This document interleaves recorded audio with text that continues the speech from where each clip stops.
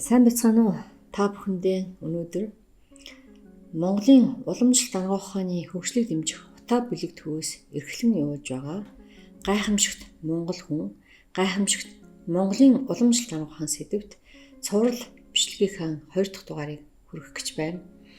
Өнөөдрийн энэ дугаараараа бид Монголын уламжлалт арга ухааны түүх нь Монгол улсын түүхийн хуучин чулуун зэвсгийн дунд үетэй хэрхэн хамрагдах болон энэ үед Монголын уламжлалт арга ухаан хэрхэн хөгжиж байсан тухай ярих юм аа. Тэгэхээр Монголын түүхийн хуучин чулуун зэвсгийн дунд үе гэдэг нь одоогийн үеэс 100-аас 40 мянган жилийн өмнөх үеийг хамардаг бөгөөд энэ үеийг 4 дахь галын эхлэн гэж үздэг. Өөрөөр хэлбэл дундч палеолитийн үе гэж үздэг юм байна. Энэ үед дэлхий дээр ер нь хүүтрэл явагдсан. Энэ үед дэлхийн умар зүгээс асар их мөслөг төрөн орж ирсэн байна. Гэхдээ Монголын нутаг ялангуяа артаан өндөрлөг уулууд, хинтийн ангаас саяны нурууд, цаашлаад хөвсгөлийн сардаг уулуудын өндөр хэсгээр нь мөслөг болсноос биш яг их газрын хуурай газартай. Дээр нь хурц тунц баг зэрэгс болоод Европ болон Америк урд засгийг бодвол мөслөх нь баг байсан гэж эрдэмтэд үздэг юм байна. Цаг агаарын энэхүү өөрчлөлтийн улмаас амтан, ургамал, хүний бие махбод ер нь маш их өөрчлөгдсөн. Энэ үед амьдарч байсан неоандерталчик гэж хүмүүс, өөрөөр хэлбэл Германы нутгаас олдсон нутгийнхын нэрээр нэрлсэн энэ неоандерталчик хэмээх энэ хүмүүс нь орчин үеийн хүмүүстэй ерөнхийдөө дөхөж ирсэн байна. Тэд бол дунд зэргийн нуруутай, чирэг биетэй. Гэхдээ духан налууд, хөмсгөн төвгөрдөө, гарны хөдөлгөөнд болигдуу зэргээр орчин үеийн хүмүүс харьцангуй өөр байсан юм а гэж эрдэмтэд үздэг юм байна. Энэ үед Монгол оронд ухаанд хүн Homo sapiens байсан гэж бас зарим эрдэмтэд үзэж байна. Яагадгүй энэ үед алсан ан амьтдынхаа арьсаар хүмүүс хувц сунар хийж өмсөж, урт цавуухан амьдарч хийж амьдрах болсон бөгөөд хадны маш олон сүг зураг гэж ярьдаг тийм ээ, дурсгал зургуудад тэр үеийнхээ амьдарч исэн амьдралыг дүрслэн үзүүлж үлдээсэн байдаг байна. Энэ үндсэн дээр Ховд аймгийн Манхан сумын нутгийн хойд цэнхэр агуугаас олдсон улаан зосон, улаан шар зосоор зосон будгаар маш нарийн зурсан зургууд байт юм байна. Цэнхрийн агуун дурсгалыг зөвхөн нэрт монголч эрдэмтэн академич Окодгико дүгнэн хэлэхдээ 3 цэнхэрт хүн төрөлхтний эртний урлагийн бие даасан хүчрхэг голомт байсан бөгөөд тухайн үед амьдарч байсан хүмүүс асар өндөр хөгжилтэй уран сайхны их авьяастай зураалчид амьдарч байсан гэрчмаа хэмээн дүгнэн хэлсэн байдаг. 1996 онд ЮНЕСКО хойд цэнхрийн агууг дэлхийн гайхамшигт үнд зүйл болох нь зэрэглэр дэлхийн соёлын эртний чулуун зэвсгийн өвд бүртгэж авсан байна. Мөн судлаач Эрдэнэ өөрийн их гурван хэмээх бүтээлдээ хойд цэнхрийн агуун дурсгалд байгаа энэ тэмдэгт нь ертөнцийн хосолмол чанарыг анх ойлгосон тэмдэгт юм аа. Хосолмол чанарыг анх олж харж, оюун дүгнэлт хийж агсамжуулсан анхны томьёо тэмдгийн хад чулуун дээр сэлж үлдээсэн үлгийн нутаг нь Монгол газар учраас дорн дахны энэ суур ухааны зохиогчийн эрх нь өнөөгийн бидэнд өвлөгдөх ёстой хэмээн энэ зохиолдоо хэлсэн байдаг. Энийг эрдэмтэд арга билгийн онолын онол нь Монголд анх үүссэн юм а гэсэн санааг энэ зохиолд хэлсэн юм а гэж тайлбарсан байдаг. За энэ тухай манай Монголын уламжлалт арга ухааны нэрт судлаач, академич Шарвин Болд Монголын уламжлалт арга ухааны түүх хэмээх 4 бот зохиолынхаа тэргуун ботод тодорхой бичсэн байна. За ингэж Монголын нутаг дэвсгэр дээр монголчууд ертөнцийг үзэх үзэл буюу философийн гүн ухааны үзлийн үндэс суурь энэ үед тавигдж байжээ гэж олон эрдэмтэд үздэг. Энэ эрт үеэс эхлээд монголчуудын оюун сэтгэлгээнд арга билгийн онол буюу ертөнцийг үзэх гүн ухааны философийн сэтгэлгээ анх сууж исэн үе юм а. Энэ тухай жишээ нь өөр Монголын өөртөө засах орны нэрт профессор Жигмэд багш маань Монголын арга ухааны түүх хэмээх номонд монголчууд эртээр үеэс тэнгэрийг мөнх тэнгэр, эцэг тэнгэр дэлхийг эдэний их дэлхий гэж үзэж ирсэн энэ цаг үед бол Монголын 10-гийн онлын их үндэс соёлж байсан юм а гэдгийг энэ эрдэмтэн бол тодорхойлон хэлсэн байдаг. Тэгвэл энэ одоо Монголын баруун хязгаарт энэ хад чулуун дээр бичигдсэн арга билгийн одоо зураас тэмдэг нь Монголын зүүн Хинтээ аймгийн Аршин хаданд мөн бичигдэж зурагдаж одоо тэмдэглэгдэн үлдсэн байт юм байна. Энэ тухай Монголын түүхийн тэргүүн ботны 96 дугаар талд бичигтэй монголчууд эртнээс нар сарыг хүндэтгэн уул хадандаа тэмдэглэсээр ирсэн. Энэхүү нар сарын тэмдэглэгийг Хинтээ аймгийн Аршин хаднаас Монголын нэрт эрдэмтэн, судлаач, академич хөдөөгийн пэрлээ олж тогтоосон. Тэгэхээр зэрэг гүн ухааны өөрөөр арга билгийн онлын соёлсон зөвхөн Монголын нутаг дэвсгэр дээр өргөн тархан байсан байна гэдэг нь одоо харагдаж байна.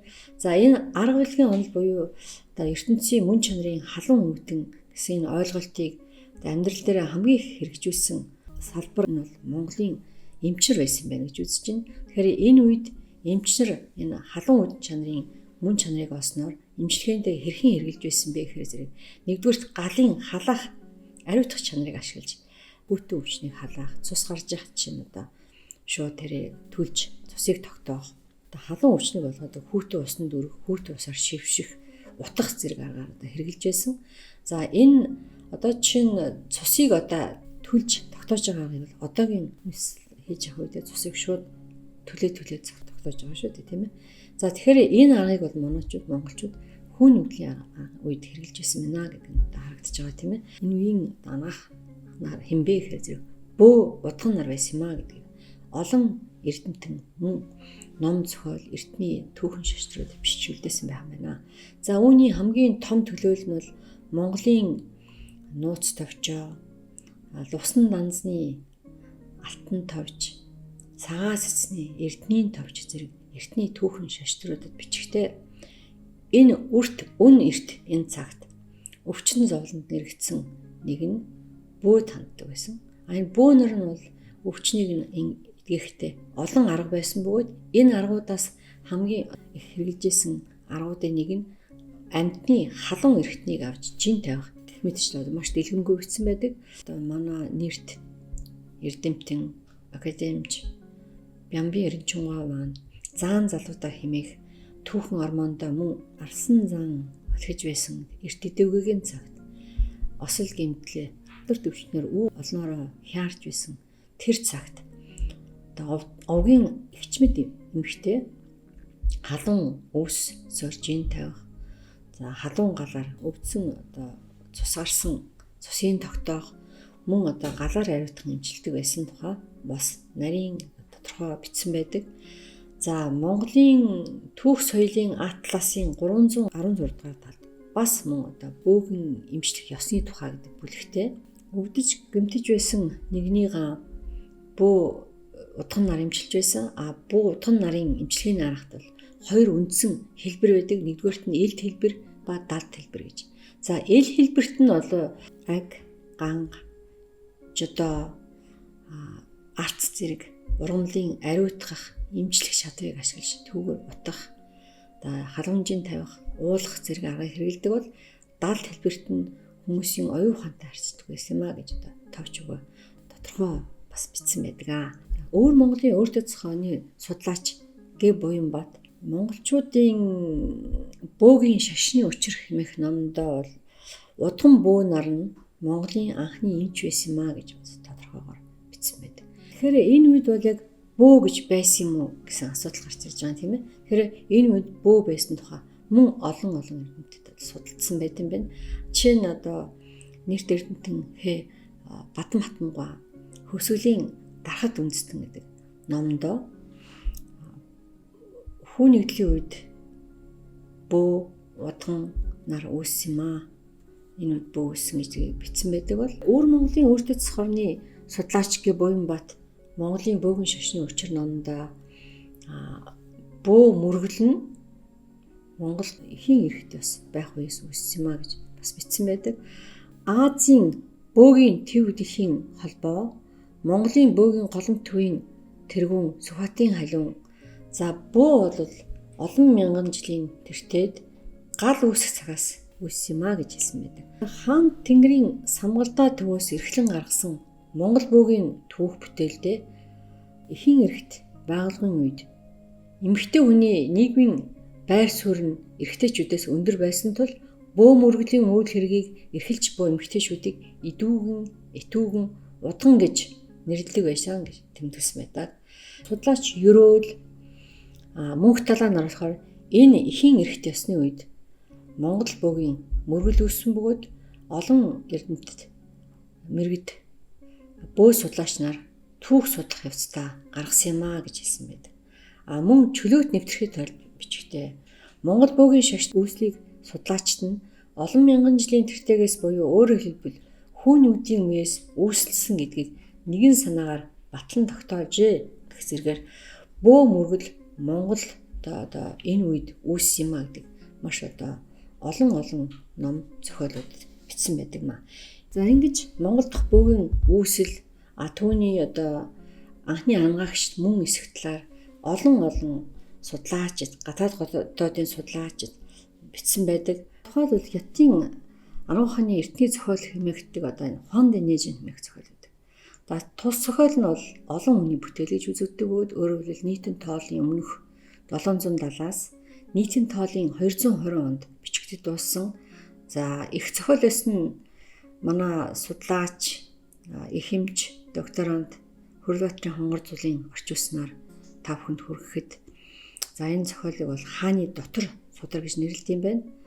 За энэ тус зохиолын 13 дугаар бүлэгт бичгтээ Эзэн хаан өгүүлрүүн миний сонсноор эрт цагт өвчнийг эмчлэхдээ гагцхүү оюун ухаан шилжин хуурин өөрчлөгдөж бөө дэмэн аргыг хэрэгэлдэг. Одоо цагт өвчин эмчлэхэд хор тимээр дотор өвчнийг засаж чулуу зүү заслаар гадар өвчнийг засвч заримдаа идэж заримдаа идэхгүй юуны учир вэ хэмээн хэлсэн байдаг. За энэ нь бол эрт цагт Монголд бөө эмчилж байсныг харуулж байдаг.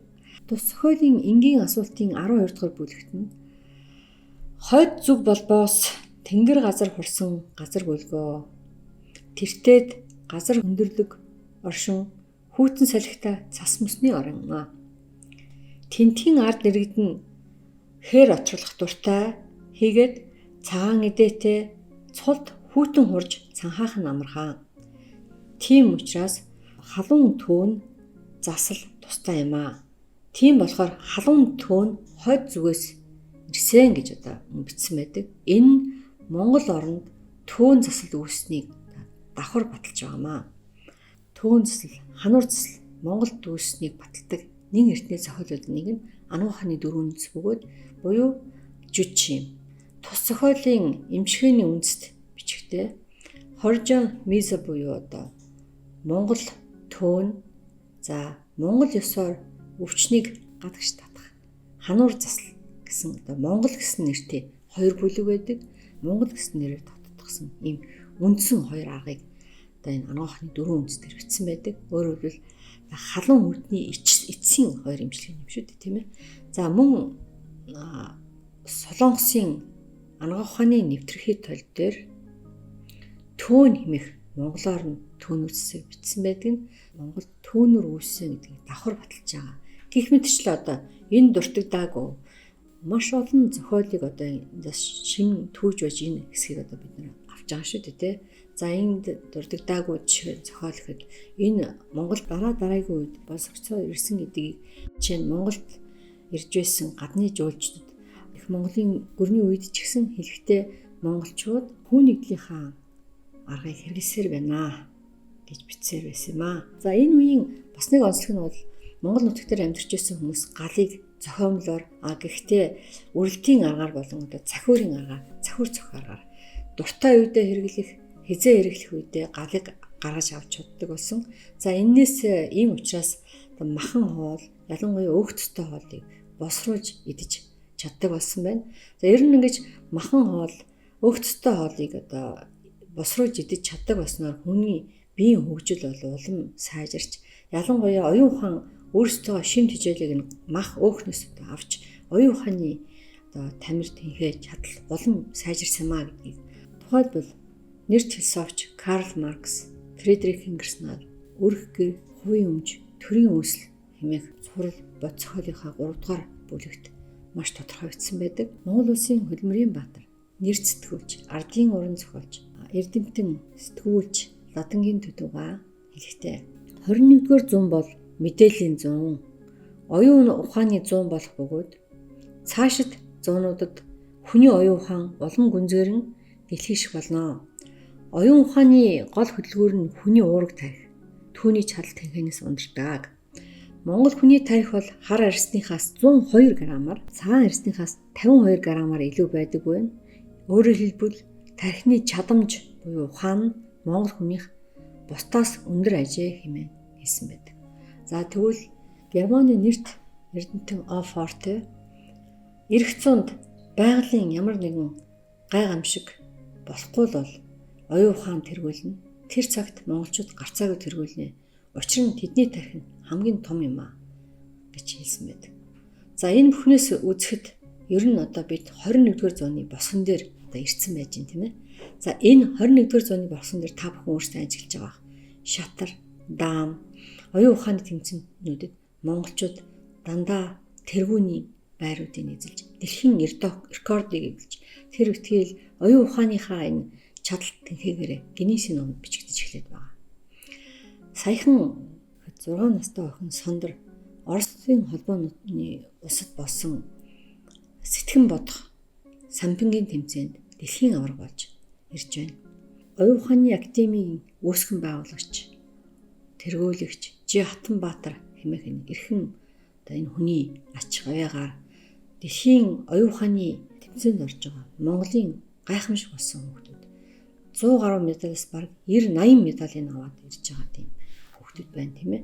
Ой тогтоолтын дэлхийн аварга их мастер 7 настай хүү саяхан бас тодорч байна тийм ээ. За ихэр охид ингшүр, мөнхшүр хэмээх охтууд Гиннесийн номонд ой ухааныхаа тогтоолтоор мөн саяхан бичүүлж байна. Гэх мэтчлэн одоо дурдвал маш их одоо бахархмаар сайхан амжилтуудыг монголчууд дэлхийн ой тогтоолт, дэлхийд одоо оюун ухааны чадамжаар одоо тэргүүлэн манлайлж эхэлж байна. Саяхан Параолимпиад аваргаар дэлхийн Гиннесийн номонд Содон Билжи хэмээх залуу бас бичүүлж байна. Энэ хүнийг бол би зөвхөн булчингийнхаа чадлаар Гиннесийн номонд бичүүлсэн гэж бодохгүй. Энэ хүн бас оюун ухааныхаа чадамжаар энэ булчингаа удирдах дэлхийн Гиннесийн номонд орсон. Гэх мэтчлэн одоо ямар ч байсан монголчууд юм өн ертөнөөс одоо идэж хэрглэж байсан эдээ ундаа оюун ухааны хөгжилд заашгүй одоо хэрэгтэй эдээ ундаг өвгдөөдснээс олон мянган жилийн өмнөөс боловсруулсаар өдөө үед хүрчээ гэдэг нь одоо харагдаж байгаа. Монголчуудын ёс заншил болсон эдээ ундаага эргэн нэгэн харж одоо энэ экологийн цэвэр бүтээгдэхүүн болсон Монгол мах, цагаан эдээ, бусад одоо хоол хүнс, түүний боловсруулах арга энэ бүхэн лөө одоо бид анхаарлаа хандуулах цаг нь болсон байхаа гэж хэлмээр санагдаж байна. Өнөөдрийн ярианаас та бүхэн одоо 3 үндсэн агуулгыг ойлгосон байх гэж бодож байна. Нэгдүгээрт нь энэ одоо 100 мянган жил хэмээх Монголын түүхийн хүчин чулуун зүсгийн дунд үед галыг гаргаж авч хэвлэх болсон. Ингэснээрээ хүний оюун ухаан улам хөгжсөн гэдгийг та бүхэн харлаа. За хоёрдугаарт нь арга билгийн онолын үндэс бий болсон гэж үздэг. За энэ арга билгийн онол гэдгийг манай нэрт яруу найрагч, сэтгүүр богд, говийн догшин өндөгт данзан аривжаа хэлэхдээ өөхөх төрөх хоёр нь, эвдрэх үүсэх хоёр нь, эцэг их хоёр нь арга билгмаа гэж хэлсэн байдаг.